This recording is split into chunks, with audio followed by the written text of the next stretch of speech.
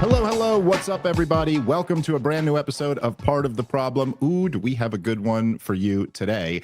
Very quickly, before we get the show started, I do want to remind everyone, well, thank you so much, I should say, to everybody who's already pre-ordered my amazing wife's wonderful new children's book, which was up at the top of the new releases for children's books on the Amazon charts. Healthy Hibernation. My beautiful wife, Lauren Smith, just wrote it. It's her first children's book. It's very sweet, and it's all about just talking to kids about eating healthy and stuff like that. So it's not any of the controversial things that we're about to talk about today. But I will say I saw this morning, and this really tickled me. But because I've promoted it on this show, now when you go on Amazon, it's like if you click on my wife's adorable children's book, you know, Amazon does the thing where it goes, people who pre-ordered this book also read, and all of the books are like the Israel lobby up in by way of deception. It's just, anyway, okay, that was funny to me. Moving on from talking about one mother to another one, my good friend, Candace Owens, who has been just on fire in a way that is hard, almost impossible to overstate over the last, I mean, really, look, you've been a huge force in conservative media for many years now. Over the last couple years after, you know, leaving, parting ways with the Daily Wire, you got even bigger. But now just over this last stretch, you've really become the mover of the narrative, at least on the conservative side of the aisle. And I really, you know, I've talked to Tucker this week, and I really wanted to talk to you also about this massive kind of cancellation attempt. So Candace Owens, thank you so much for coming on the show. Great to see you. I'm so excited to do it. One day we're going to have to do it in person, but on your show. But yeah, I'm excited to be back. Well, next time we're in the same city, we'll make sure that happens. Whoever show it's on, maybe we'll do it on your show, seeing how big that show is these days. I should probably be focused on that one. It has been there's been something that, you know, I've been thinking a lot about this, because obviously there's been this big cancellation attempt primarily against you and Tucker. Although by proxy, I guess I've been caught up in it a bit. Obviously, both you and Tucker. Well, Tucker was fired from Fox News. You were fired from the Daily Wire. Both went on to be much bigger after getting canned. And yet now there's this attempt again to cancel you. And we're all kind of wondering, like, from what? Like, what would you even cancel them from? And I just thought, you know, I was very close friends with Joe Rogan when he was going through that major cancellation attempt in the 22 in the height of COVID insanity. I was the first one on his podcast after all that stuff really went down, and I was out doing shows with him. And I remember at the time having this feeling where all of them kind of hadn't admitted it yet. The corporate media hadn't admitted that Joe Rogan is the biggest thing in media. They did eventually after the 2024, but at the time it was like so weird, because you're like, wait, Brian Stelter is trying to cancel Joe Rogan? Doesn't he know? And so anyway, as Mark Levin is openly calling for you and Tucker's cancellation, and Dinesh D'Souza, people like this are openly calling, it is just funny because you're like, objectively right now, you and Tucker are the two biggest conservative political commentators. This is just undeniable. And so their plan right now is, we want to cancel number one and number two. This is just like, how do you even get away with doing that when the people have already told you they're on their side, not yours? Right. What's it been like for you to just kind of watch this? Well, yesterday was a fantastic day. I mean, to get the email from Podscribe, number one podcast in the world. And of course, I am humbled by it, truly, because the audience is the reason. Like, this truly was a free market response. And to go back and find the people who worked day in and day out to ruin my life. It wasn't like they just wanted me gone from the Daily Wire, which they got and they celebrated and effectively danced on my grave. It wasn't, they then were trying to get my speaking events canceled. They were the ones that put pressure on Charlie not to let me speak. And I said to him, dude, I got enough going on. Like, I don't want you to also just by proxy catch a flame because they want to cancel me. They got me banned from Australia. I had to cancel a tour, right? Simply because I didn't agree with Israel. That you would think that I harmed somebody by having a different opinion. And I think the reason why yesterday was such a win was precisely because they worked so hard and tried to destroy me, and we survived. That's where their true hatred and vitriol is coming from, is the fact that we survived a virtual assassination attempt, right? It's like we shouldn't have survived it, but given everything they did, and even the element of how they wanted me to be fired, like the element of surprise for Tucker to be fired. He's doing a show on a Tuesday, suddenly on a Wednesday, he doesn't get to say goodbye to his audiences. I really do believe even that was a part of their like sadistic effort to be like, you are no more. And so, yeah, it feels good. And I'm really happy to say all I did was commit to the truth, and I didn't allow peer pressure to come to something that's actually evil. Like, we're not even, it's like, do you agree that Palestinians should be genocided? No. Okay, well then you're going to be canceled. You're never going to be on a Republican stage ever again. Okay, bye. I'll just do my own show. Okay, you're not going to be allowed to speak at the CPAC or the RNC. You're not going to get an invite to the White House. Okay, bye. I'd like to keep my morals and my principles in line. If I never get to go to Mar-a-Lago again, at least I can lay my head on the pillow and know that I'm not cheering for children to die, irrespective of whether they're Palestinian or Israeli. I'm not going to root on children dying.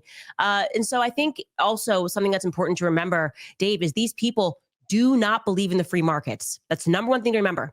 They want people to be artificially pushed out of the free markets so that they can say they're number one. They love a world where, like what happened back, what was it, in 2020, when people were getting knocked off of platforms left and right. Maybe it was earlier than that, actually. It was before Trump was president. They love that world where you're artificially kicking out the Gateway pundit. You're not allowed to be on Facebook anymore. You're artificially kicking out Alex Jones. You're not allowed to have a platform. And then they go, we're number one. We are the number one most listened to conservative news podcaster. It's like, no, you're not.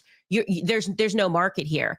And that's what they want right now. They want their markets to be restricted so that they can be number one again. Yeah, it is. Well, that's right. And because in a way, if they make, look, if the punishment, let's say like for whatever, like it was in the old guard where like, if you canceled someone, that was it. There wasn't like another, they couldn't just go start their own podcast or something. Like when Bill O'Reilly got fired from Fox News, I mean, I guess he did go start a podcast, but even back then it was like, it just wasn't as big of a market. And also his audience was a lot older. They weren't getting into like the technology. So he goes from being a guy who's speaking to like 5 million people a night to being a guy who's speaking to like 80,000 people when he does a show. And that's like, that sucks. And, you know, you could see where the pressure would be like, hey, look, are you sure you want to say this one thing that'll piss everybody off? Because then you lose the right to say all the other things that you also might think are important. And you make people make these calculations in their mind. But you going to number one, it's like, oh, no, not only is there not a price to be paid, there's a reward in the market for people going like, oh, yeah, she stood up for what was right. And as you talk, like when you get down to the specifics of it, what you're talking about is like, I mean, I don't know, me and you've been reading the news for 2 years on this. You're talking about what? Children being shot at as they desperately try to get food because they've been starving for days. Like, I'm sorry, the American right wing is still made up of a lot of Christians and a lot of people who are just like, what? No, they're decent people. They're not going to go along with this. And the thing is, like, they kind of never got presented the opportunity to hear from people who were going to make that argument. And you've been a part of this huge like test study of like, well, how would it work if there was actually a market? And yes, I think it's incredibly rewarding for me to see you being the number one podcast, because it shows that like, yeah, like you demonstrated that people could have the courage to say the right thing. And then the audience demonstrated that like, yeah, and there's a lot of people who will have your back if you do that. I just think that's a great precedent to be set. It is. And I'm so grateful because I want to remind people, you might think of me now as anti-Israel, but when they came after my entire life, I just wanted to learn about the topic. I actually didn't have a perspective, but I knew that I didn't know everything. And they were just so vicious with, no, you have to come out and you have to say these things. And I was like, look, I don't know anything about this. Let me speak to other people. Like I watched Bassem go viral, the clip go viral where he was holding up the chart. And I was going, whoa, that is kind of crazy. Like, are this many Gazans dying? Then I went back and I watched some old content of you on Joe Rogan speaking about the topic. Then I hosted you at the Daily Wire, and that was a a big wake up call. And I really was coming from a place, it's still one of my favorite episodes. I think they pulled all the content down, but just learning about Middle Eastern politics, I'm not presenting myself as an expert. And I think that is what also the market is responding to, is at least I want to learn. At least I am showing that I will correct where I was wrong. I was working for PragerU, Daily Wire. I was working with Zionists. I obviously had no hatred in my heart towards the Zionist cause. And then it was just asking the question. Like I was messaging with Max Blumenthal because, strange allies, right? And he has done some really incredible work. And I went back and I found these messages from a time where I simply retweeted Max Blumenthal on something that he said about Kyrie Irving that I agreed on. So it wasn't even about Israel. And I got messages, like all I can tell you is like Agent Smith. I sent it to him. It's crazy. Like Marissa Strait, Dave Rubin. And I actually apologized to them because I was like, wow, this guy must literally be Hitler. Like I didn't know. I just saw it trending and I retweet him. That's what kind of goes on behind the scenes. Like they are actually presenting themselves as free speech thinkers. And then they put pressure on people and tell them, hey, even listening or retweeting Max Blumenthal, you may not know it. And they told me this. He's an anti-Semite. Like he's a committed anti-Semite. Max Blumenthal. Yeah. Like, so it's a different time now. And that sort of, we're going to tell you what to think and you're going to like it, is not like, people aren't buying it anymore. All right, guys, let's take a moment and thank our sponsor for today's show, which is Cove Pure. You may have seen this. Utah and Florida recently banned fluoride in their drinking water. Now ask yourself, why are they doing a massive U-turn on a chemical that's been pumped into our water for over 80 years? Well, I don't know, but if you're anything like me, you'd rather not have your family and your children drinking that stuff. So you got to check out Cove Pure. If you don't already know what it is, it's an awesome countertop water purifier, but it's so much more than that. It's an awesome countertop water purifier, so you know that the water you and your family, your kids, your parents are drinking doesn't have any of that stuff in it that you don't want to. It's lab certified to remove up to 99.9% of all contaminants, pretty much anything that isn't water. Fluoride, lead, PFAS, fertilizer runoff, it all gets removed. So if you're looking for a gift that's good for your loved ones and one that they'll actually use, I highly recommend the Cove Pure. And because they've partnered with the show, they're giving you guys a special $250 Black Friday discount with my link, covepure.com/problem. That's COVEPURE.com/problem to get $250 off. Hurry up before this sale ends. covepure.com/problem for $250 off. All right, let's get back into the show. Yeah, no, that's right. And I think one of, like, there's a lot that's just been revealed. And there was a lot of things about, like, even, the Conservatism Inc. online type people like Dave Rubin and Ben Shapiro and even Steven Crowder and like a lot of guys like this who really rose to prominence during the craziest woke years. They were kind of the figures who were speaking up against the insanity, like being like, no, actually you're a dude in a dress, you're not a chick. And that was necessary to some degree. It was pretty crazy what was going on in college campuses, right? And the whole left-wing wokeism stuff in general was crazy. But because that was the dynamic, and because, for whatever reason, while tons of other right-wingers were being deplatformed, those were the ones who weren't, and in fact were very pushed by the YouTube algorithm and stuff. I mean, I remember for years, I always hated Ben Shapiro, and for years YouTube was like, I know you want to watch Ben Shapiro, and I was like, I do not. I've never told you that, YouTube, but YouTube kept insisting I did. I was aware. You do. Yeah, you do. Well, I was aware of this because, as I've been talking about lately, because I was a Ron Paul supporter back in the day. And I remember Ben Shapiro saying like that Ron Paul wants to strangle Jews and that he's a vicious anti-Semite. And I'd be like, whoa, like, and you realize you're like, oh, it was easy in those years for them to pretend like that wasn't actually all they cared about.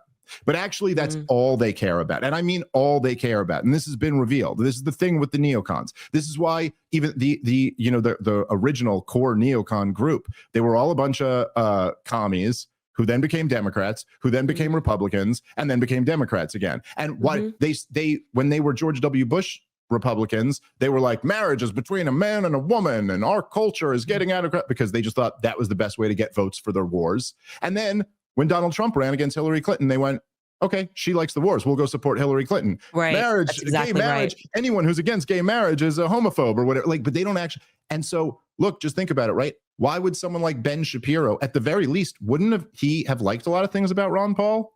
Oh, he's the most fiscal conservative guy. He's the strict constitutionalist. He's a devout Christian who, believes in traditional values.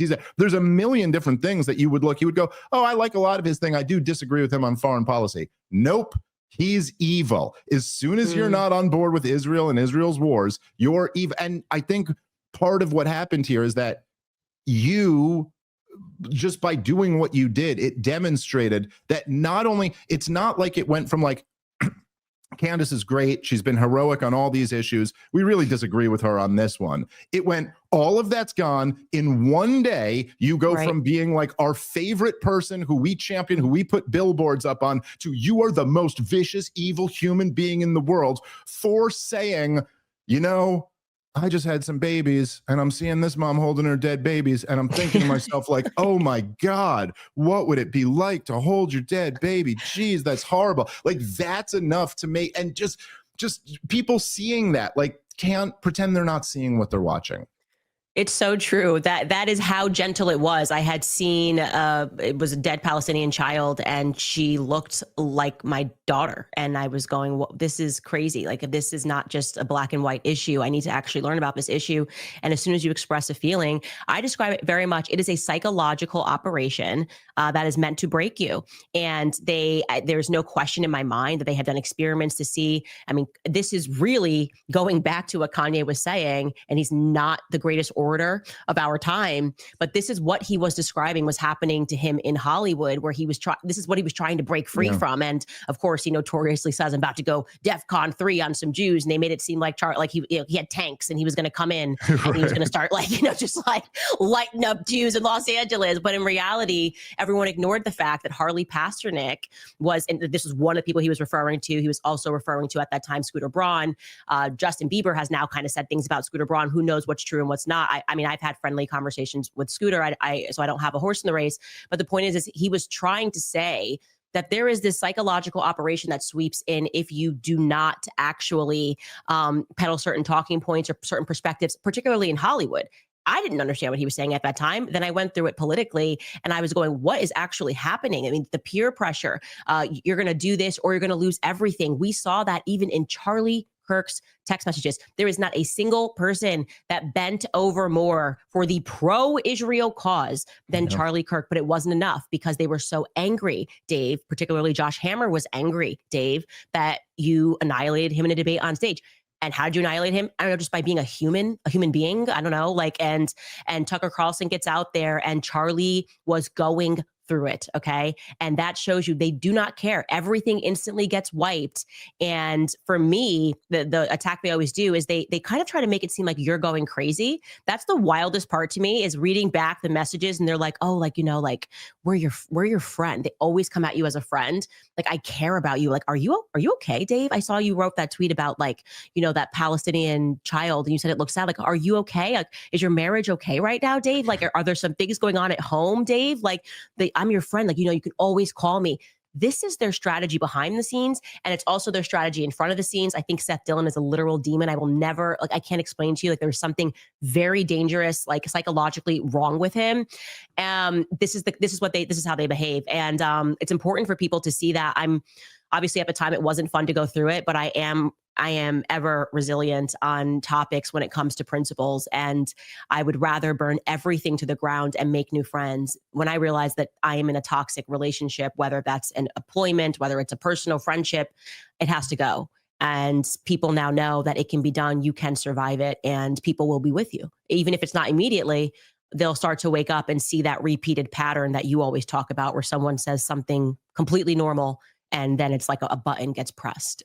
Yeah. And just all of that, as when I was saying back to say 2017 or 2018 or something like that, the energy that Ben Shapiro or Jordan Peterson were able to kind of take hold of was that they were the ones saying, Like, you guys are afraid to debate. You guys need to rely on censorship. You have to rely on demonizing your opponent rather than just addressing their ideas. And now they just can never say that again, because we saw what happened as soon as their ideas got questioned, and then they all turned into the exact same thing. And that's just, the hypocrisy like that is very hard these days in this media environment, in this spiritual environment, whatever exactly it is. It's just very hard for people to keep their own lies from being exposed. Right. So I wanted to, obviously, I want to talk a bunch about Charlie and because you've been doing a lot of shows on this. And so it seems to me, and a lot of shows that, shows that have been some of the most highest rated shows, part of the reason why you have the biggest podcast right now. I mean, I remember I was talking about this on the show a few weeks ago, but I was watching one of your shows, but I was like, I had it on my phone, and then I was kind of like wrangling kids also while I was doing it. So I'm watching the show, and it's live, and there was like over 300,000 viewers live. And then I paused it because I had to go do something with the kids. And then I came back, and like when I came back, the show wasn't live anymore. But it was still like I had it paused where I was in the stream, and I looked down, and it was only 15 minutes after the show had been live, and it was over 1 million views already on just on YouTube on it. I was just like, yo, there's so many people watching this right now. It's really unbelievable. And there's been something very interesting about the way you've been covering this. Well, I mean, look, it's a little uncomfortable to say, but like part of what's interesting and part of what's compelling about it is that you're Candace Owens, you're this pit bull who's got a hold of something, and everybody knows you're not letting go until you shake out everything that there is in there. Then you're also like a woman who's in deep grief, very clearly, over losing like a very close friend. And so it's just like, it's very, real, and people can relate to it. It seems to me, and I kind of want to talk to you almost about like what you think the biggest things are that you've revealed so far, like where we are now if we try to put this all together. But it seems to me the things that the takeaway that I find the most interesting so far is that, and correct me if I'm getting any of the chronology of this wrong, but I think I got it pretty much right. So you basically come out in the wake of the biggest political assassination in modern American history, and a good friend of yours, and you go, look, here's the deal. Charlie was really at war with the Israel lobby and with all of the Zionist handlers around him. They were threatening him. They were pulling funds from him. He had basically gotten to the point where he was like, I don't support any of this anymore. And immediately that was met with accusations of she is out of her mind. She's lying. This is I believe Josh Hammer called it an anti-Semitic conspiracy theory. There was all types of that. Of course, Benjamin Netanyahu is selectively reading lines from Charlie's letter. Now, by the way, he doesn't mention that the rest of the letter, at least the rest of the letter that we've seen produced, is like the whole theme of it is like, this Hasbro bullshit is not working at all. We need to deal with I'm getting killed out here is the whole letter. He omits that and just reads the part where it's like, I sure do love Israel so much, blah, blah, blah. But anyway, all of them are saying the idea that there was a Jewish donors were pulling money, or that he was in some more. Now, the thing that always at the very beginning made it very believable that you were saying this is that, well, number one, you're good friends with him. And number two, we all saw that Megyn Kelly interview. So like we all kind of know what's going on a little bit. He was hosting you on stage. I mean, if you're like so committed to the pro-Israel cause, you stay away from Dave Smith, right? I mean, that's a pretty easy thing to not invite Dave Smith to do a debate on stage when you know he's going to win. Well, that was, and I mentioned this also at the thing. There was something about me, because look, obviously he had Tucker and he had Megyn Kelly there, who both essentially said Mossad was Epstein and were very, Tucker certainly was very critical of the Israeli government. But Tucker and Megyn are Tucker and Megyn. So like you have to have them at a conservative conference. Who could tell you you're not going to have them? They're like legacy icons of the conservative movement. But there was no need to have me. Like that was a choice. Like that was just, he could have just not invited me. But anyway, so then this all gets exposed, or this, you get attacked for making up this nonsense. And now all of the receipts have been produced that this part I don't even think is in dispute by anyone at this point, that yes, millions of dollars had been pulled out of Turning Point USA over platforming Tucker Carlson, and maybe to some extent me or whatever. And then also the biggest one is this thread, this group chat, where he actually literally says in writing, that I'm forced. I have no choice other than to abandon Israel. And then the other thing that is a real important detail here, which really, can't be overstated, is that Charlie's right-hand man there, I'm sorry, I'm blanking on his name, Andrew, is it? At Turning Point? Yes. So Andrew, who I met down at that event, who was always by Charlie's side, he confirmed not only that the group chat was real, that he's the one who took the screenshot of it and that he sent it to the authorities, which is like, look, it's just, I'm not saying that proves anything about who done it, but it is like the fact that the closest guy in the organization to Charlie found that information to be relevant enough that he's like, the authorities should know that he just said he was turning on Israel. Now, correct me if I'm getting any of the chronology of this wrong, or if there's more stuff you want to add, but that at least is like, that at least justifies your entire investigation into this, that you're like, hey, you guys were saying this whole thing was crazy. And we're at least at the point where like, no, it's pretty much confirmed by all that that's exactly what was going on. All right, guys, let's take a moment and thank our sponsor for today's show, which is My Patriot Supply. My Patriot Supply. I love this company. Preppers, you got to be aware of them. Ever since COVID, millions of Americans have started buying preparedness supplies, especially emergency food, and that's a good thing. But there's a big mistake that most people make with their emergency food supply. They don't have any way to cook it. And in a real emergency, when the power is out or the grid is down, that's what you need. And that's why our friends over at My Patriot Supply created their Black Friday Survival Special. It comes with a 4-week food supply plus $150 worth of free gifts, including everything you need to prepare your emergency meals, like a cook stove, fuel, and fire starters, plus a water purifier, a bug-out bag, and more. It's the complete survival kit your family needs to ride out natural disasters, civil unrest, or anything worse. It also makes a great Christmas gift, and the season is coming. So go check them out at mypatriotsupply.com/problem and check out everything that's included. With all the uncertainty in the world right now, we simply can't afford to be unprepared. Again, go to mypatriotsupply.com/problem and get prepared today. All right, let's get back into the show. I was just sitting back and amazed at how quickly Bibi Netanyahu interjected himself in this situation. He was not a personal friend of Charlie Kirk. Charlie Kirk obviously had an affinity for Israel throughout his career. Everybody knew he was changing in the end. It was such a strange thing that they then tried to say that that wasn't real. So that obviously immediately for me becomes a compelling motive, because there's no reason to lie. This is like what I said about the Bill Ackman summit. There's no reason to lie. You could easily say, which is 100% true, Seth Dillon pressed him. They did this whole meeting. Bibi Netanyahu calls, invites him to Israel. Charlie says no, offers to fund Turning Point to the next level, which is totally normal for like a sitting prime minister of a country that's fighting a 97,000 front war. Charlie said no. Okay. And if they had been like forthcoming and everyone had just kind of told the truth, I would have just been like, okay, like this is like some crazy lefty that did this. There's just never a reason to lie. Even if I get into a fight with Charlie day before he dies, I would be like, my biggest regret is that my last words to Charlie were F you. And this shows you life can be taken from you at any moment. Like I am just beside myself. They were obsessively lying, trying to bury this thing. And it made me go, something's just not right here. Okay.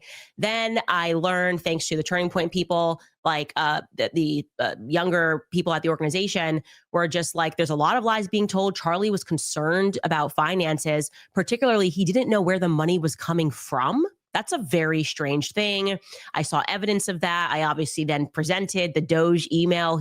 7 days before he dies, says, I'm going to start, audit, like a personal audit campaign inside a Doge committee inside to figure out things, where it was going, where it was coming from, and who it was going to. That's not a normal thing for somebody to be wondering about their company and then they're dead.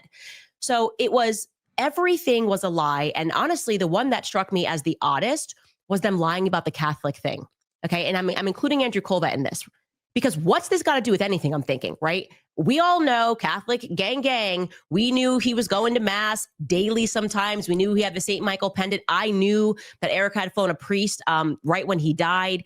And they're getting up here and they're like, no, he just liked the architecture and he would sometimes he would go in there and because he just liked pretty walls. I'm like, what is this lie about? Right? So I'm putting together a picture, and the obvious thing to me, if I am a detective, is you're only lying because you're hiding something, right? And it seems to me like they're trying to not upset the very people that were pressuring him. They want him to be this committed Christian Zionist. He never faltered on it. If you want that money to keep going, are these donors still pressuring you? Now, why is Bibi Netanyahu lying? I don't know. But what I do know is we aren't getting the truth about anything. Then you couple that with Turning Point is lying, covering. That could just be financial, trying to protect the finances after Charlie, who knows? But then you add the Fed messages that they didn't want to give us a time about. The person's writing like they're in, 1887. This just young gay 20-year-olds writing like we're in 1887. It's a nonsense. They have no explanation for that. I know that makes no sense. The person's, I've got contact with the family. They're telling me that the feds are even lying about why he turned himself in. They basically were told, we'll slam down your doors, or you can come in peacefully. What are you going to do? Like, hey, we got you no matter what. You have two options here. He turned himself in, the family friend. I mean, there isn't a single thing they have told us, unless believe in the fantasy of the Superman neck because Charlie ate healthy, right. And a 30-06, which would have decapitated him, as every hunter knows. He stopped it. He saved lives and he stopped it. And this was just your regular Christian miracle. It's all nonsense. Okay. We don't know what happened, but we certainly know that what they're telling us is bullshit. Right. And people we're just so tired of being sold slop. Another thing that struck me as very odd was they were pushing this kid, Breland Holland. You may have seen this, like a nice kid. He's like young. Yeah. But it looks like he was made in an AI lab or something like that. Okay. Yeah. Like, nice kid. Trump mentions this kid in his speech at the memorial. Okay. Donald Trump mentions this kid who he doesn't know. And he's like, Charlie interviewed this kid who was only in 4th grade, blah, blah, blah. Hi, I was there for the interview. Trump wasn't. Why is Trump mentioning this? It was a random side podcast that we did when we did an event down in Alabama. Who put this in your speech? Okay. This had nothing to do with you, Trump. You didn't even know that I was there, right? Because somebody put this in your speech. That seems to me like you're just kind of trying to set the stage for this kid who's controlled by Israel narratives to become the new Charlie Kirk. So it just smells, and I'm covering it meticulously. And there obviously is an emotional investment here. Charlie was an amazing person. He really was. He held the line. And when he gave an inch, like, okay, I won't have Candace, there's a reason he then said, and now you get Dave Smith, Tucker Carlson, and everybody else who's anti-Israel. That's how he was. He was very strategic. And I know he pissed off Bibi Netanyahu and his boys because he is the single reason, okay, that we did not go to war with Iran. You guys may think that's crazy. It's a fact. No, it was a big, that was a big deal. And look, I remember it. I remember texting him and giving him a lot of credit for it at the time, because it was like what happened was, as Trump is flirting with what it turned into the 12-day war, or around the time when Israel starts first bombing and it wasn't clear whether or not we were going to get in on it. It was like, again, like it was you, Tucker, like all these people, Steve Bannon, there were all these people who, I mean, like really, really influential, like high level. I remember talking about it at the time and being like, I've just never seen anything like this before. Like this would be like in 2004, like Bill O'Reilly and Sean Hannity and Rush Limbaugh all turning against George W. Bush's policy in the war. Like, what would that look like? You can't even imagine it. Or Rachel Maddow and all of them turning against Obama or something. You never saw. But here you have this, and then Charlie, who was more. Look, obviously he was more. He was in a slightly different game than the rest of us are in. Like, he wasn't just doing a show. He was doing a get out the vote youth organizational big tent Republican thing. So he was always the most just pro-Trump of the group. Like, not that all of you guys might have supported Trump, but that was Charlie's identity. And then when even he came out and was just like, no, dude, like, we are not, this is not what the Trump base wants. Like, this is not, that is a huge, look, again, to some degree, it's hard to prove the counterfactual or what influence everything had, but that made it that there was such a political price for Donald Trump to have escalated the thing. Like, and if he was saying this to his face at the White House. Charlie was, as someone said to me, and this is a perfect way to put it, Charlie was a maestro, right? So he would play like, hey, Mr. President, here's why, and here's whatever. And then he'd go and he'd call me, and he'd call like Matt Gaetz and Tucker. He'd be like, hammer him, showing you like, the market, they don't like this, whatever. And he won, like in a room full of people who wanted him to go to war with Iran. Charlie Kirk made the difference. And I don't take Bibi Netanyahu as someone who would take that lightly, right? And everything he has done since Charlie has passed, trying to assert his legacy as he never blinked on Israel, it makes me uncomfortable, okay? Now, that's a feeling, and I've expressed that feeling, but I've also been meticulous about delivering a timeline of the facts, and it is very clear that some funny business started happening after the notorious event where you and Tucker spoke at, and they were enraged, and the donors were enraged. They took millions of dollars, and he said after that, he said no to Bibi Netanyahu. He said, no, I don't want your money. I don't want to take Turning Point to the next level. I've now recently, which I haven't presented yet, am learning how much money each person at Turning Point lost when Charlie said no to Bibi Netanyahu, because they were going to get a percentage of that.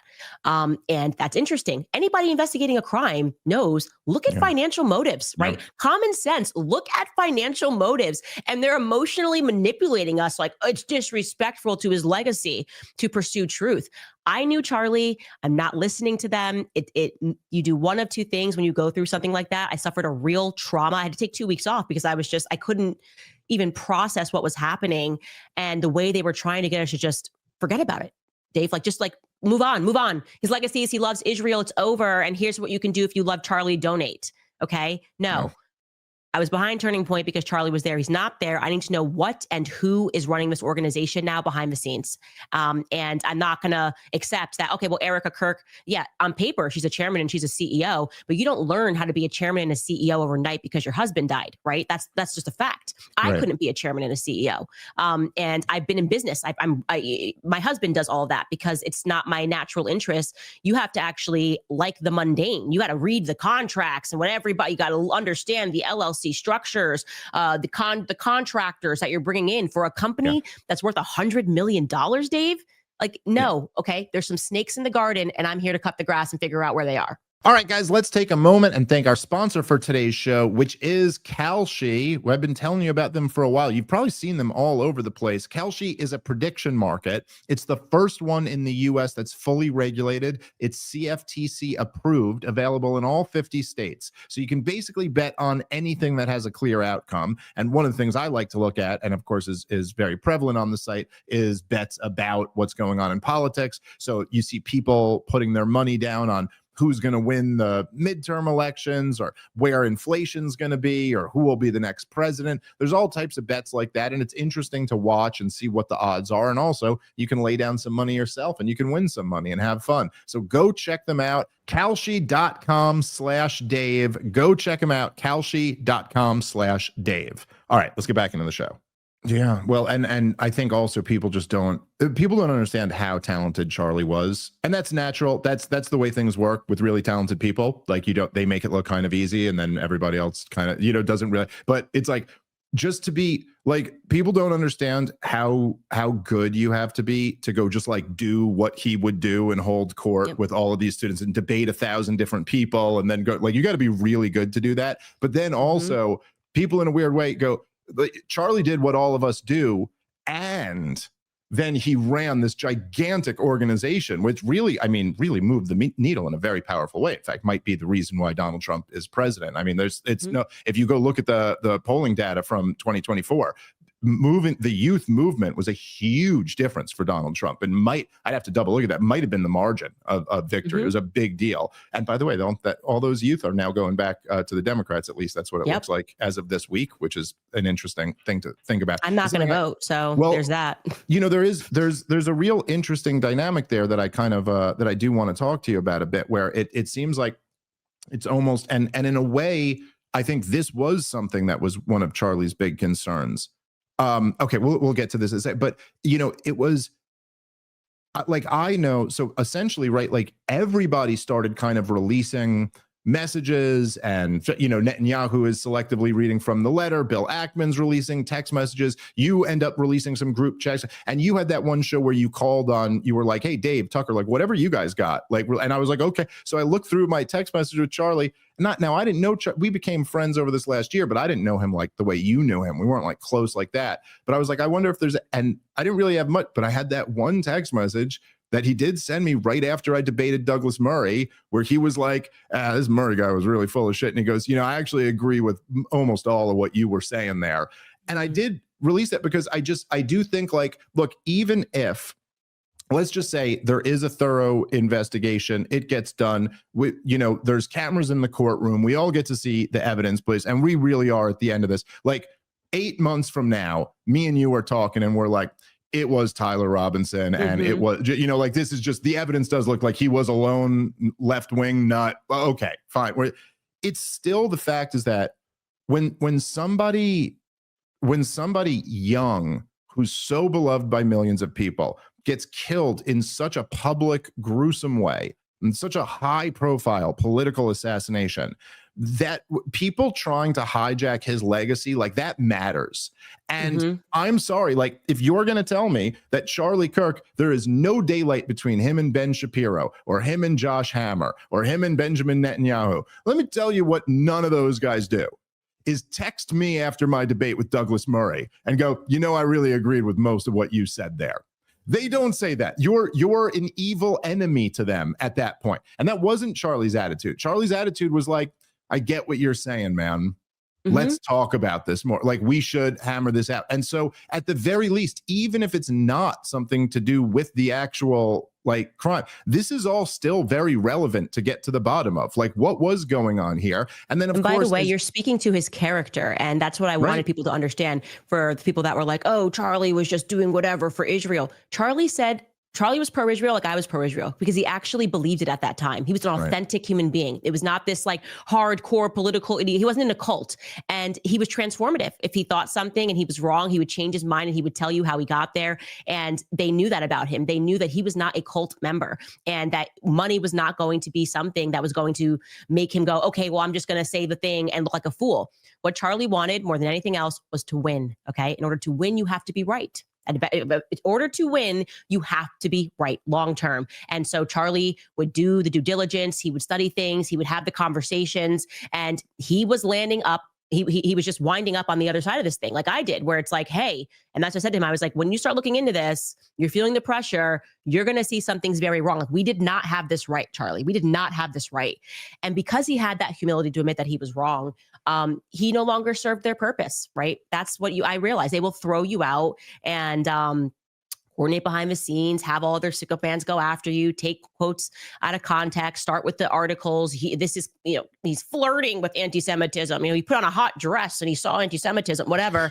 It's like, that's kind of where they start. And it's like, that's like the threat of the articles that are about to drop. And Charlie said no. And so that is one of the things that makes me just so happy. And like, when I just pray, I just want him to know, like, you died with your soul intact. And something that brought me such peace was a donor to Turning Point USA, who was very close with Charlie, said to me in the immediate aftermath, a soul that is in struggle will free itself, right? One way or the other, it will free itself. And I think for Charlie, his soul was starting to struggle. And to know that his last things that he said to them was like, no, F you, keep your money. Like, he died a free man. And I think that that's really important for people to know. Yeah. Yeah.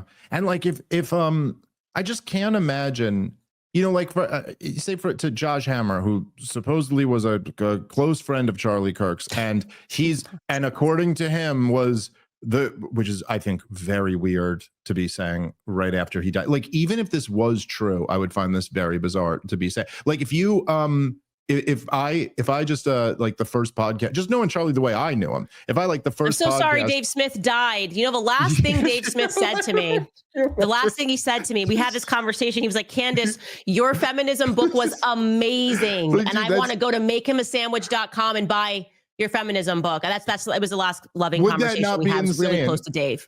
By the way, and I like your book on feminism, but like if I died and then you did a show about it afterward, I'd find it kind of weird if that was not just one show. It was his first tweet after then, Charlie died. And then it was his first tweet. He did multiple shows about it. Oh my God. And he almost, even the way he says it, like I pointed this out on the show at one point, that every single interview, he always says the horrific murder of my friend Charlie.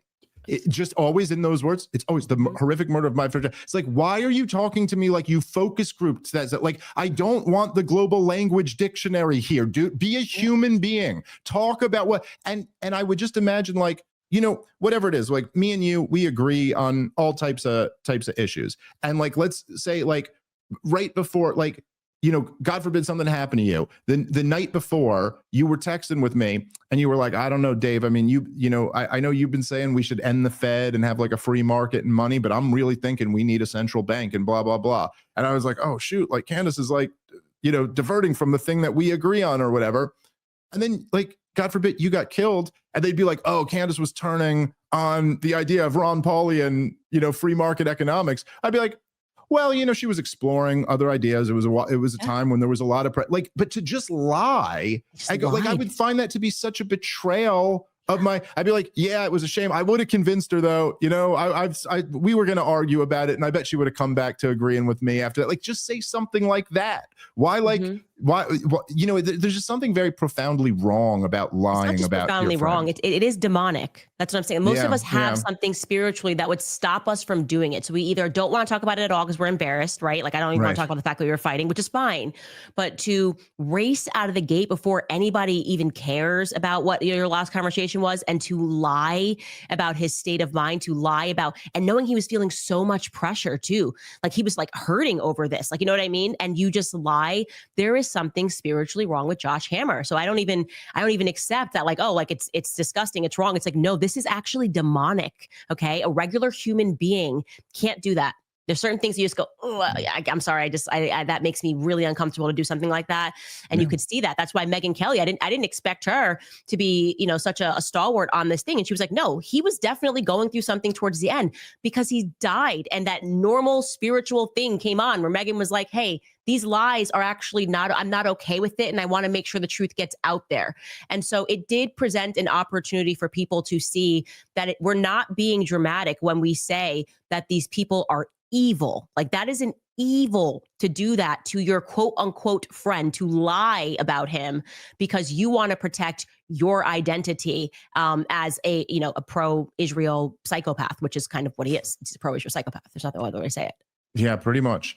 And yeah, I should go out of my way, as you said, that just to give some credit to Megyn Kelly, because she has been really solid on this. And obviously, like, you know, there's, you know, I've always liked Megyn and I've done her show a few times. And I've always liked her. There's always a lot of issues I disagree with her about, I'm sure, but just like having the basic principle of being like, no, I'm not going along with this like mob and saying I'm supposed to now throw my friends under the bus and pretend. It's this whole thing where we're supposed to pretend the people who were like everybody loved 5 minutes ago are now just like, you know, possessed by evil almost. You know, I thought it was so funny listening to Mark Levin and Lindsey Graham at this Genocide Fest 2025, where they're like, you know, like if you were to hear them talk about it, it's like, dude, just, I guess everybody just got possessed by Israel hatred over the last couple of years, and nothing else was going on in the news with Israel, Candace. It's just that, I don't know, so everybody just kind of, I guess Qatar must have sent a lot of money around, and then everybody it was just all, you know, all that's what happened, is that like all these people like Candace Owens and Tucker Carlson and all the people who have been household names now for many, many years, who, you know, is very successful at the top of the conservative, most popular like commentators, they all just sold out their soul for Qatari money, and just and their whole audience is possessed by it too, and nothing. And then they just leave out that part where like, you guys committed a genocide in 4K and forced us to pay for it. Like, you don't think that had a little bit to do with this? You don't think that had something to do with where we're at today? And this like So one of the things, this is what I was getting at before, because Charlie was a movement guy. Charlie was a big tent guy. Charlie was a guy who wanted to find a way for us to not lose to like the crazy progressive leftists. And you've heard this brought up a lot by Mark Levin and by Ben Shapiro and people like that over this last week. We just had an election. The Democrats had a good night. You go, look, there's this infighting on the right. And so if we keep doing this, we're going to end up losing and AOC is going to be president or something like that. Now, of course, they just take it as a given that, like, I guess we're just supposed to shut up and they get their way. Is, like, why is that the way it works? But at a certain point, I actually think in a sense, they're right about that one argument. And Charlie was right to like be concerned about this. But here's the thing, right? And you being number one, and you and Tucker are the biggest two. You're the biggest two conservative people in the news. And like, then as Charlie noted, as Megyn Kelly's noted, nobody under 30 supports Israel anymore. Mm-hmm. Barely anyone under 40 supports Israel anymore. It is essentially, my point is that you're right. If we fracture up this coalition, we'll end up losing to the Democrats. But the only way to overcome that and win is to obviously go with the wind. It's like It's like saying in 2016, hey, there's a big divide between Donald Trump and the entire GOP establishment on immigration. They want open borders and he wants to build a wall. And it's like, yes, but you've got him and 100% of the base against you. So the only option here is to go with his immigration policy, and then you could win the election. And I do think this all comes down to the war party and to Israel, which are kind of, one and the same in this country. And it's like, JD Vance, you can embrace that and lose, or you can come over here with the people and have a real shot of winning.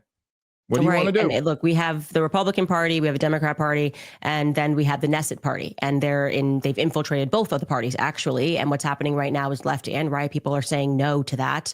The reasons might be different, but it's a populist movement one way or the other. Right. And it's hilarious to me that they think, after me watching Charlie Kirk get assassinated, them spitting in our face and telling us that it's raining about everything that happened here. The viciousness that they themselves directed toward me in the aftermath. I mean, people are like, they tried to say that I didn't even like know Charlie. I mean, they were so intent on making sure that not one drop of Candace being anti-Israel was a part of his legacy, that they just lied. They lied in a way that, for the grief that I was going through, like, I'm not a crier. I mean, it was a lot. I couldn't eat, I couldn't sleep. It was a lot for me to go through. And I look back and I'm like, wow, the nastiness of them doing this. And then like a couple of weeks later being like, and now we demand you tell your audience to go vote for who we want them to vote for. Yeah. F you. F you. I am not doing anything. Okay. Here's the way it works. And here's how common sense is. Okay. You tell me I can do this job. I can build your house. I can do this. I hire you. Okay. I get behind it. I say, okay, I hire you. Go do that job. You then don't do it. You look at me and you say, Epstein who? Okay. Like, right. You're at the top of the FBI and you say, oh, these are the real messages. You're blocking people, as Kash Patel is, from looking into Tulsi's team and Joe Kent. You saw this playing out in the news. They won't even let them look into whether or not foreign people could have been involved in this. And then you're like, and now go get out more people to vote so that we stay in power. No, buddy. Okay. In your famous words, you're fired, as far as I'm concerned. Okay. And so I don't know what's around the corner, but I do know that my platform is not yours. Okay. My platform belongs to the truth, left and right. Okay. And so it was just incredible to me. They were like, and not even that, they were like, get out people and tell them to vote against Mamdani and to, like, get behind interim. Okay, if you want to do it, that's your thing. But I'm telling you, I'm not doing anything, because for me, political life stopped when Charlie Kirk was murdered, and you wanted me to move on. I'm not moving on from it. Yeah. By the way, it wasn't because of Nick Fuentes and Tucker Carlson sitting down that MAGA got splintered. It got splintered when you said Epstein who? That's it. Literally for me on my show, when I said, okay, what is this? Did the Loch Ness swamp monster come up and swallow the MAGA party? Actually, who is the Loch Ness monster? I think it's Israel. Okay. I think it's Israel, actually. Such a good point. And if Trump suddenly joined the Never Trump party, which he did, right? Trump joined the Never Trump movement. That's what's happening right now. And now they're trying to tell us to join it. I'm good. I've always been against the Never Trumpers, and I'm going to stay that way, even if Trump has joined them. Yeah. Well, that's such an important point. And so but I just real quick before I get to that, I just do want to say, and I made this point last night. I was on my buddy Clint Russell's podcast, Liberty Lockdown. Oh, Clint Russell, by the way, criminally underrated. He's great. So it was me, him, and Ian Carroll. And we did. Yeah, it was trending. You guys were trending. Yeah. Yeah, well, it was a great show. I think I bowled over everyone. I talked too much on the show. I apologized for it afterward, and I was like, I bet I'm going to get shit in the comments for this, and I did today. So sorry about that, guys. It was late. I'd had a couple whiskeys. I was ranting a bit, but it was a great show, and you should go subscribe to Clint Russell's channel if you get a chance. But I said this to them on that show, and I wanted to just make sure I say this again while you're on my show. That look, I don't know everything about everyone here, but one thing I do know is over this last year, I mean, me and you have become friends over the last couple of years. Me and Charlie became friends over this last year from hanging out with both of you. And I remember talking to you because, we'd all talk about all this stuff. And I remember talking to you about Charlie years ago when we were hanging out. And you were just had nothing. You were like, Charlie's the greatest guy. Just had nothing but like, I love him to death. He's the greatest guy ever. And I talked to Charlie about you briefly when we were down at the student action summit, whatever the big event where me and Tucker and Megan were, and literally just all he had to say was how much he adored and loved you. Like, so the idea of people going like, there was this distance that had been growing between, like, okay, actually, I know both of them. You don't know what the fuck you're talking about. That's just a fact. And I genuinely challenge anybody in Charlie's inner circle, tell me the wrong. Even, I swear, even Josh Hammer wouldn't have the goddamn balls. Maybe he would, but he's lying. So that's one thing. But then on this other thing, it's very interesting. And, that you're absolutely right that it really was the Epstein thing. I said this at the time, too, that people do not understand how profound what he's done here is to, and it may not even show up in a poll. His numbers did go down after that, but I'm not sure the polls can, because a lot of people who support Donald Trump, they supported him, they voted for him. If you asked them, they'd probably still say, do you support Donald Trump? Yeah, I'm a Trump guy. I'm not a Kamala Harris Democrat or something. But the energy and the loyalty and the enthusiasm were just tremendously degraded by him. It's the whole political raison d'etre of Donald Trump was to drain the swamp. And this is the swampiest of the swamp, a pedophile ring connected to government and foreign intelligence. Like, come on.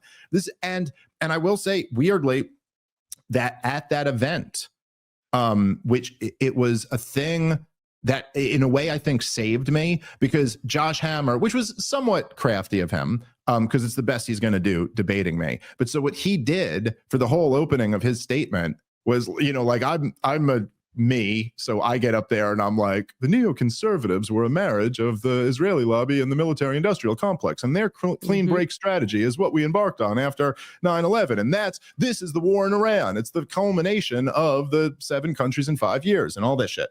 And then his whole opening statement is just every nasty thing I've ever said about Donald Trump.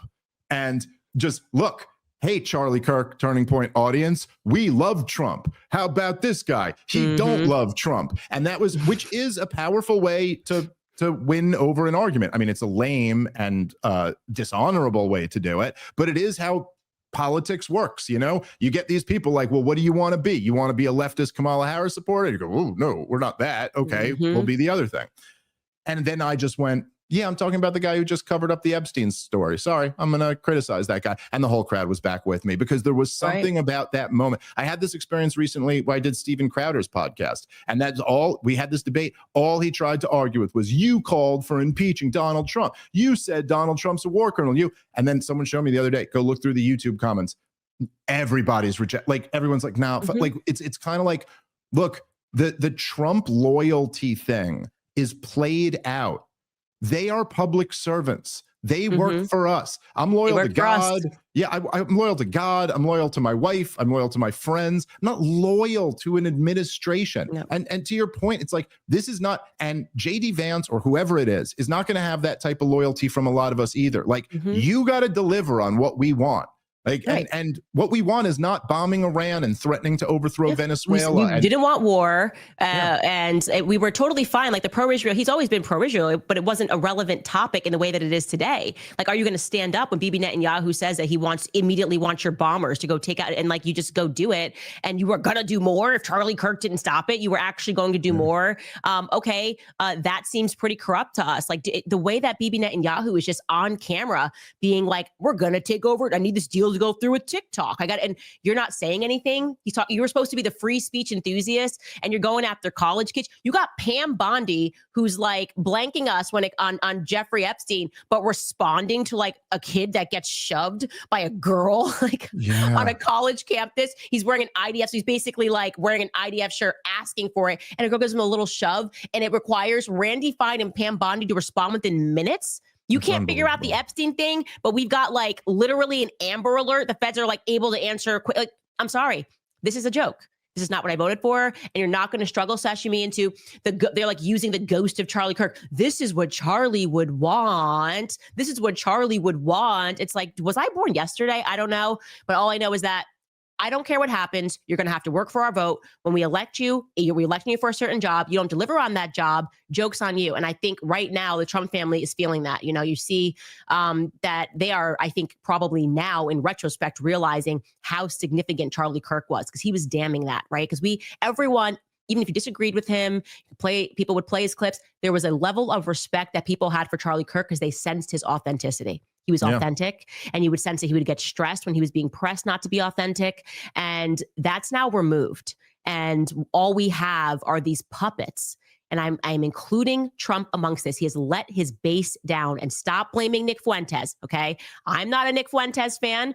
Why can't Nick Fuentes have a platform? Why can't he have a conversation? Why can't he talk to Dave Smith and Tucker? The free market works like this, by the way. Okay. If his ideas suck, then Nick Fuentes will be beaten the free markets. I don't need Nick Fuentes censored. I need you to actually deliver on your promises so that Nick Fuentes he wouldn't have a platform unless you guys were lying about something, right? Like you're lying about something where people feel like they're not getting the truth from this person, and they're going and they're listening to more of Nick Fuentes. They sense that you're a liar. And so stop talking to me about this is Nick Fuentes' the grapers, the anonymous frogs on the internet. This is their fault. No, this is your fault for not delivering on your promises. And one of those big promises was to protect speech. Okay. And we see what you're doing, redefining anti-Semitism on college campuses. Get out of my face. All right, guys, let's take a moment and thank our sponsor for today's show, a brand new sponsor we're very happy to have on board, which is Rouget.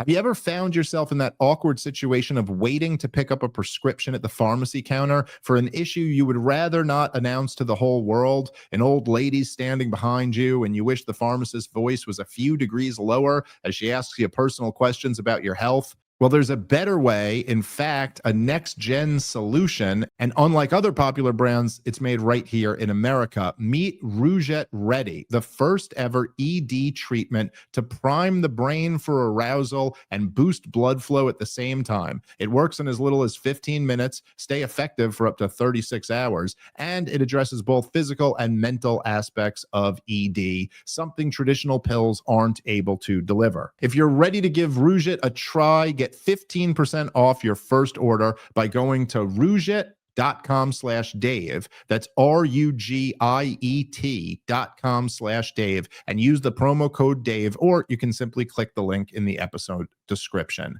All right, let's get back into the show. Well, also, look, again, there's a certain point, this was actually, it's funny because my friend Daryl Cooper, when he was on Tucker Carlson, he had this big controversy over people totally misconstruing the thing that he was saying. But if you actually listen to the thing that he was saying, what he was saying was that, look, he goes, even if you want to take the most generous interpretation of Adolf Hitler, if you want to find a way to try to be on his side, he's responsible for the people who died under his custody. And the point he was ultimately making was like, look, Israel, if you launch a war in Gaza and you don't have a plan for how to protect the civilians there, then you're responsible for their death. Like that, it doesn't matter in a sense whether you shot him in the head, or in the same sense where, like, if you kidnap someone and you lock them in your basement and just don't feed them and then they die, you murdered that person. It does. Right. You didn't just kidnap them now. Now you kidnapped and murdered them because you're responsible for that. It doesn't matter if you locked him down there and shot him in the head or just let him starve to death. You still put him in the situation where, so that was his point. And likewise to Donald Trump, it's like, whether you even know about any of this or not, you're still doing it. You've allowed your administration to be taken over by these guys. Now, look, I mean, I don't even think, to use an example about me, right? Like, I don't think that Donald Trump watched my debate with Douglas Murray and then decided to promote Douglas Murray's book the next day. But Right. somebody who's got access to Donald Trump's Twitter or whatever decided to the next day promote this book after it was like this. And okay, whatever. Like, I didn't care. I kind of took that as a feather in my cap. Like, yeah, you got to call in the big dogs to try to get us out of this. But at the end of all of this, whatever it is, it's like the Trump administration here has obviously been much more captured by Netanyahu and Mark Levin than by Candace Owens. Yes, it's occupied. Everybody can see this is an occupied administration. And I love how they're I think right now I'm trending on X over this. So Candace Owens says she regrets her vote.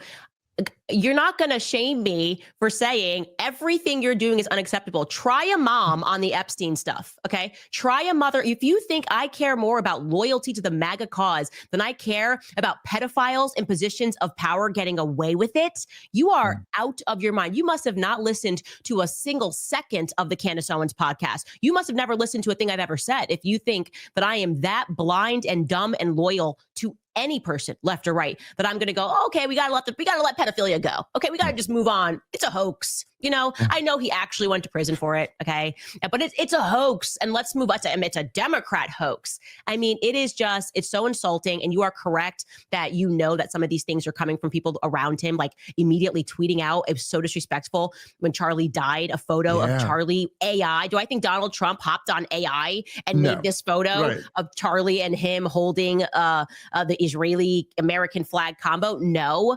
But I'm sorry, if you're not capable enough to control the people around you, then you shouldn't be in a position of power. Okay, I don't get to if something goes out on my account, right? And people go, oh, did this go on your account? And I don't get to go, oh, well, you know what? My producer had access to that. It's like, okay, but that's your account, so you take the blame. Okay, the captain goes down with the ship, and we don't even know, you know, who's in control, but we know it's not Trump. So this is effectively like the Biden administration, but totally actually worse because Trump has his wits about him, right? So with Biden, at least we knew, right, that he had dementia before they admitted it. At least we knew he wasn't in control the whole time. It's almost worse because Trump doesn't have dementia, because Trump is actually sharp and he is aware and he is still occupied and somebody else is calling the shots. Yeah, that's right. And the fact that you know, these guys who all of them, you know, like I've had this experience, right? Like I said, Josh Hammer, that's how he tried to debate me. That's how Steven Crowder tried to debate me. This guy's not pro-Trump. We're the pro-Trump side. Ben Shapiro did like several segments on me over the years. And the running joke was that he would never say my name. He would do segments, not of just like me on your show or me on Rogan's show or like on my show. Like he would do segments of my show and still go, this comedian who evidently says he's a libertarian. Like he would never say Dave Smith. It's a very complicated name, but he would never say it.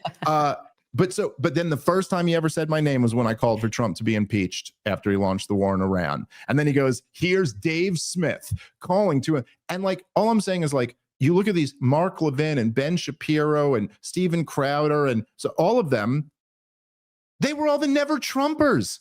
Like, how stupid does everybody have to be? What, do you not remember the National Review piece, Never Trump, in 2016? They weren't all just never Trumpers. They stayed never Trumpers. They were pro DeSantis. Yes. And then DeSantis lost. So they haven't won. The person that they have wanted to put in office, they have not had a winning philosophy. Yeah. And now all of a sudden they're like trying to convince us that they're MAGA. I actually don't understand it. No, it's quite confusing. Half of them pushed the Russiagate hoax. These were never Trumpers, and they were never Trumpers for a reason. Like, people just be like smart enough to see this for 1 second, right? Because it's funny when they come at me, because look, I'm not like I voted for Trump this last time. I sat out the first two. I've always been like, but the thing is, because I'm to the MAGA of him. I'm to the non-intervention of him. Like when Donald Trump came out and said, we're not going to fight these wars. Iraq, you lied us into Iraq, blah, blah, blah, but we'll still bomb them and we'll take the oil and we'll do this. I went, went, nope, too much. That's still too much intervention for me. Now, they rejected him because he was saying we shouldn't be so interventionist. I was over here like, you should be even more non-interventionist than that. Like, I want you to be Ron Paul. And so for them to sit here and say, it's like, yeah, dude, you guys all fought him over him signaling more in our direction of foreign policy, which is that we don't want to fight all these stupid wars. And it's like, yeah, they're trying to use this energy. It's like, so what do you guys want to do? You want to run on Mark Levin's platform? You want to run on Jeb Bush's platform? That's 1% in the polls, man. It's like, so they have to almost rely on running like us, but then, you know, like trying to, I don't know, demonize all of us or something. It's infiltration. They have to like pretend, and then infiltrate, and then try to force like neocon, pro-military, pro-intervention, nonstop bombing of some countries so we can steal their resources and pretend that there was some moral democratic reason that we were there. And people are awake to it. So I do wonder, it seems like they're playing checkers. It's nobody's believing that you're original MAGA. I mean, it's such a weird thing. It's like, they're like, the problem are these people who actually got Trump elected when we were attacking him. Like, the problem are these people. They're so extreme. We're right back. We're hamsters on a wheel, right? We are just right back to the beginning here, and we're the basket of deplorables. Okay, let's go. Like, and now it's like Trump, I guess, like I said, has joined Never Trump, or is being controlled by the Never Trump movement. It doesn't matter. Our eyes are clear on this. We know what we voted for. We know why we got behind Trump, and we know that we're not getting it. We're getting like Bitcoin stuff that he's like pushing, and which is like completely crazy. And like, by the way, also you are taking advantage of people that believe in you the most. All of it is just so wrong, and it's so icky. We're aware of the deals that Jared is doing while you call us funded by Qatar. The deals that Jared is doing in the Middle East with Qatar and Israel, they think we're this dumb. And I'm going, wow, like, did you always think we were this dumb? Or actually, is it because you're occupied by the Never Trumpers? And the Never Trumpers have been explicit in the fact that they think that Trump people are dumb. But we're not this dumb, okay? The original MAGA party is not this dumb. We're aware of what you're doing. We're aware of the infiltration, and we are not going to support that. Yeah, and the sad thing is, as Tucker said when he was on my show a few days ago, he said, you know, if you really ran on an America First message, it's going to be enormously popular, and not just with the right wing. I mean, you could carry half the left wing on that message too. Maybe not all of them, but you could carry a whole lot of independents and liberals and leftists. If you just said, hey, look, here's the platform, like a separation, you know, in the same way we had like a separation of church and state or anything like that, you go, a separation of Israel and DC, a separation of Tel Aviv and DC is like a great thing to run on, that you could get tens of millions of Americans to rally around. That's just it. Our goal here is just, the platform is, we're not going to fight stupid wars. We're not going to have open borders. We're going to start spending within our means. Like how much tax revenue do we bring in every year? That's what we can spend. Okay. We can't borrow and print the money. And I will say, and this will be the last thing I say, and then I'll give you the final word. I do see, you know, like as Mom Donnie wins, and, you know, Ben Shapiro and people like that are going, when did you guys spend any time attacking Mom Donnie? You know, and it's like, not once. Hey, look, I would love in a way to argue with a communist who wants to be mayor of New York City. You know, it's like, the problem is that you guys made the whole argument you've never visited Israel, and then you go, oh, you picked the argument that he was right on, that he was strongest on, was rejecting all of this shit. Oh, sorry, you won't even pledge to be a genocidal demon like us. Like, yeah, okay, well, I actually kind of like that about him. But the thing about it is that if we don't, like, and this has always been my thing that I've been beating forever. It's like Ron Paul's whole thing was what, like, it was end the Fed and a gold standard and sound money. And why was it that the most anti-war libertarian was always talking about sound money? Because that's the whole game here. Now you let all these Democrats talk about unaffordability. Well, what is unaffordability? What is that's currency debasement. It's another way of saying this shit that the libertarian Ron Paul guys have been saying for all this time. But the reason why Ben Shapiro or Mark Levin or none of them could ever utter those words out of their mouth, even though they're supposed to be fiscal conservatives, is because, you know, you need that type of monetary policy to have a world empire. And that's the only way that you can fight all of Israel's wars, is if you keep devaluing the currency, because we can't afford them. The American people aren't going to be taxed enough for it. This being the world empire is the biggest of big government programs. It's over $1 trillion a year we spend maintaining the empire. And so while Donald Trump is stuck doing all of this shit overseas, he's had to print a ton of money in this first year. And so what's happened with prices? They've just gone up even more than from the Biden years. And so anyway, the point is, like, we really are in a moment here where it's like, do you guys want the socialists to win? Or do you want to keep fighting wars for Israel? Or or you get both of those, right? Like, your choice is preserve liberty in the United States of America or fight Israel's wars. Right. That's exactly right. And I just say to people, what you can do is you can control your own household. Like, I would never allow my sons to sign up for the military when the decisions are made in Tel Aviv of whether or not they're going to die. So all this rah-rah pro-American. No, it's not. It hasn't been pro-American in a very long time. We see that. We saw that recently. And the reality is they need America because they don't have enough bodies. They have enough corruption. They have enough evil. They don't have enough bodies. And this is why they're trying to commit you to their cause ideologically, because you are the slaves that are supposed to go over and die, when they drop bombs and say that they're spreading democracy, but they're actually in Afghanistan having people guard the poppy seeds so that they can cause the opioid crisis, right? Like, you're fighting for the Sackler family. You're not fighting because you're up against the Taliban. All of that's nonsense. And people are waking up to that. Another way, and this is what I say all the time on my podcast, pull your kids out of their schools. Okay, homeschool. They get so much power by being able to infiltrate their minds when they're young. That's why they're obsessed with the youth generation. And guess what? That's already winning. There's a reason why they now want to pass homeschool laws. They're trying to demonize homeschoolers. Is because COVID woke parents up to, like, whoa, why do I have not even control over my kid's body? Forget the mind. I don't even have control over my child's body. And there's no upside. I mean, this is why are you sending your kids to university? For what reason? To plug them into that same monetary system where they start their lives like I did, $150,000 into debt because they thought that they had to go to college. This is all the Matrix. Attack it where you can in your own household. And they don't even know what to do. They're scrambling. You hear it now. They've never been more roarous in their demands for cancellation. And it's because an animal backed into a corner fights the hardest. Keep talking about Israel. Keep talking about Tel Aviv. Keep talking about Bibi Netanyahu. Keep talking about homeschooling. Keep talking about the military-industrial complex, and we will win. They are at the beginning of the end of their domination over American minds. Yeah, well, I think you've been one of the most effective people, if not the most one, in that cause and fighting it. So thank you for everything you've been doing. Keep doing it. I know I don't need to tell you that because I know you're not going to stop either way. But thank you so much for taking the time and coming on. And I hope we get to talk again real soon.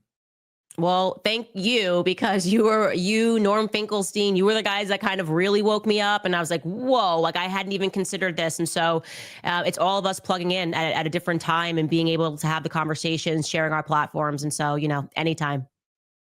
All right. Well, thanks everybody for listening. I hope you enjoyed it. And we'll see you back on Monday. Peace.